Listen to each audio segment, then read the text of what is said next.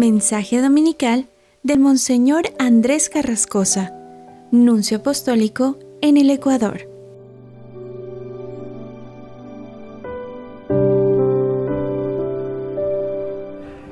Queridos hermanos, feliz domingo. Hoy celebramos el Domingo de la Santísima Trinidad y la Iglesia nos propone los 5 últimos versículos del Evangelio según San Mateo, capítulo 28, versículos 16 a 20, porque contienen estas palabras, bautizándolas en el nombre del Padre, del Hijo y del Espíritu Santo. Vamos a ver que en la conclusión de su Evangelio, San Mateo ha concentrado como un resumen de todo su libro. Son frases de una gran densidad teológica, es como una especie de profesión de fe, y la vamos a ir viendo.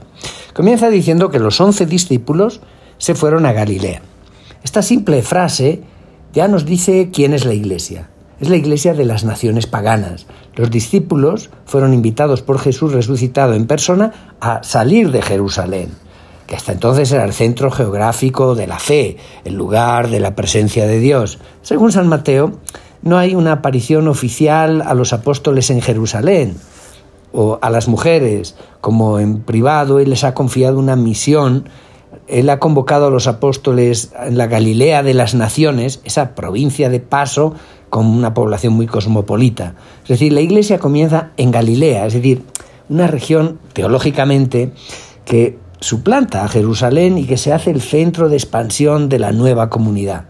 Y ya en sus primeros capítulos, San Mateo había mostrado esos misteriosos magos de Oriente que venían de tierras paganas, que se habían postrado ante Jesús niño, mientras que Jerusalén no lo acogía, lo perseguía.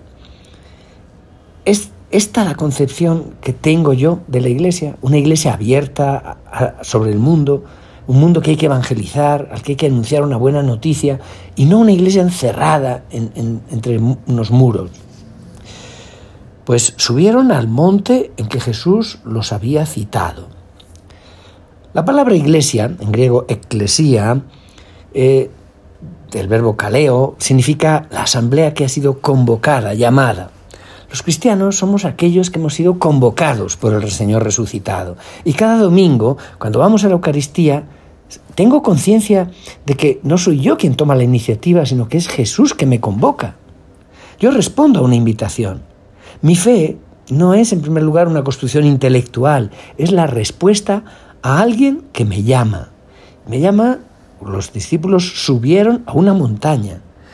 En San Mateo no se dice nunca cuál es la montaña, pero es un símbolo. La montaña es el lugar por excelencia de la revelación de Dios.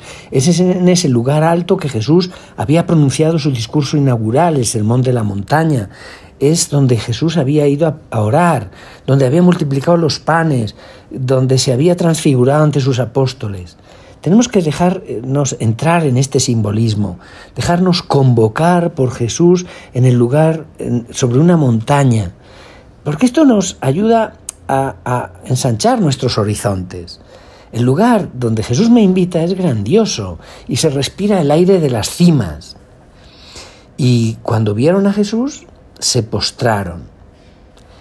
Es un gesto litúrgico que a veces en algunas comunidades, sobre todo los jóvenes, les llama la atención inclinarse, postrarse, como hacen los orientales espontáneamente, sobre el suelo o tocando la frente a la tierra. Es un gesto solemne de adoración. Es el gesto más alto que una persona humana pueda hacer.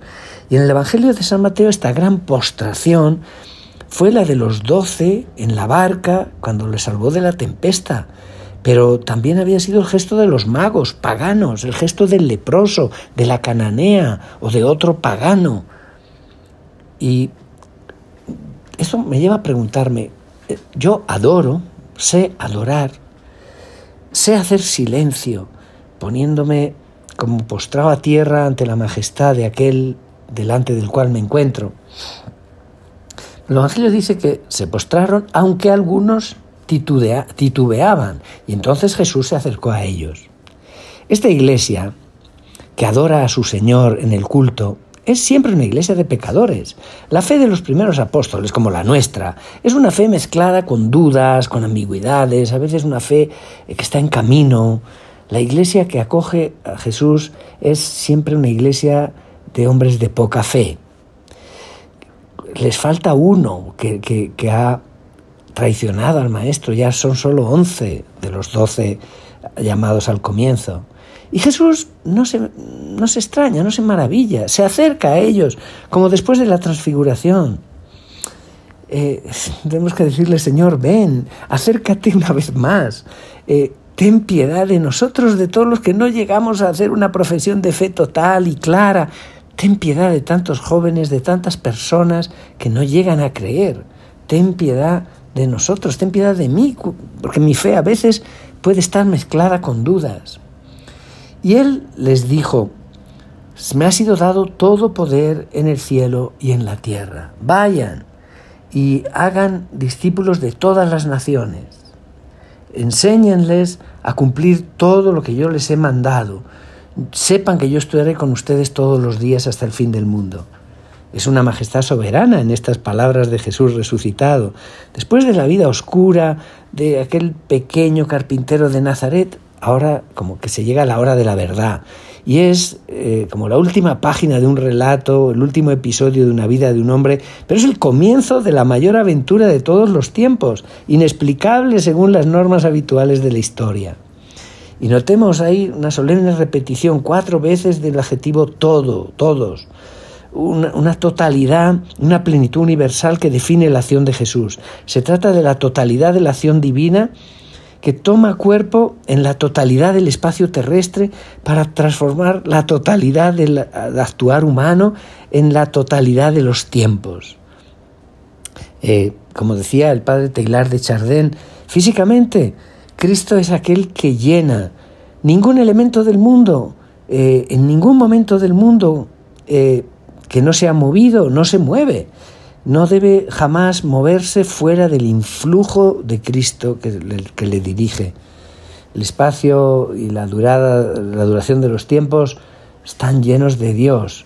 Físicamente, Cristo es el que consuma. La plenitud del mundo no se acaba sino en una síntesis final donde una conciencia suprema aparecerá en la complejidad total, supremamente organizada.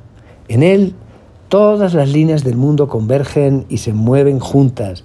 Es Él quien en el edificio entero de la materia y del espíritu, a todo eso le da consistencia. Y añade Jesús: de todas las naciones hagan discípulos, bautícenlas en el nombre del Padre y del Hijo y del Espíritu Santo.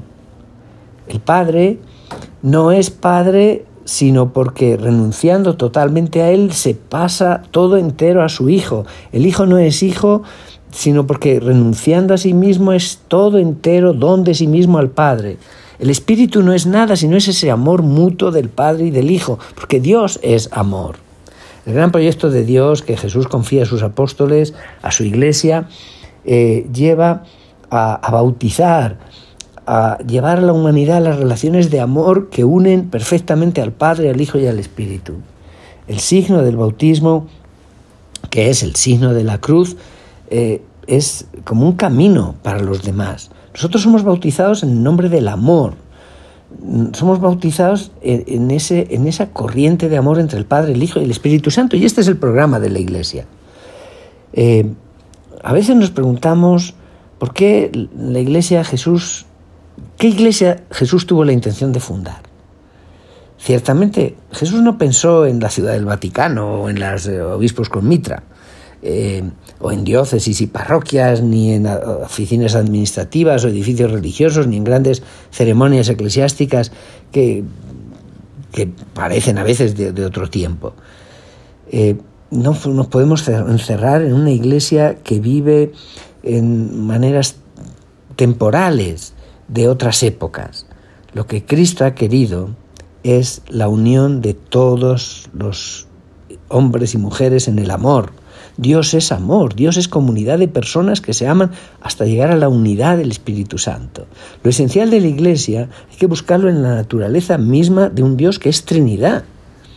Quienes me ven vivir, a mí que he sido bautizado en la Trinidad de amor, quienes observan a nuestros grupos donde vivimos, las familias, los equipos de trabajo, los grupos de iglesia, pueden sentir ¿En nombre de quién, con mayúsculas, yo he sido bautizado? En nombre de la Trinidad. Enseñándoles a observar todos los mandamientos que yo os he dado. ¿Y cuál es el mandamiento que Jesús nos ha dado? Es el mandamiento del amor. En esto reconocerán todos que ustedes son discípulos míos si se aman. No es suficiente estar bautizados. Es necesario mostrarse como discípulos de Jesús en todas las acciones de la vida. Y la enseñanza, la catequesis para Jesús no es sobre todo una lección que tengo que aprenderme, sino el aprender a vivir de una manera según el amor. Y yo estoy con ustedes todos los días hasta el fin del mundo. Ese yo estoy es muy fuerte, porque detrás de ello es como la acción de Yahvé en el Antiguo Testamento. Emmanuel es el Dios con nosotros. Cuando llegó la anunciación a José, él había dicho que este niño sería el Emmanuel, y José le había dado el nombre de Jesús, Yeshua. Pero en la última línea de su evangelio, Mateo da la solución a su enigma. Este Jesús, el resucitado, es realmente el Dios con nosotros, por lo cual tenemos que darle las gracias infinitamente. Queridos hermanos, que tengan un feliz domingo y que Dios les bendiga.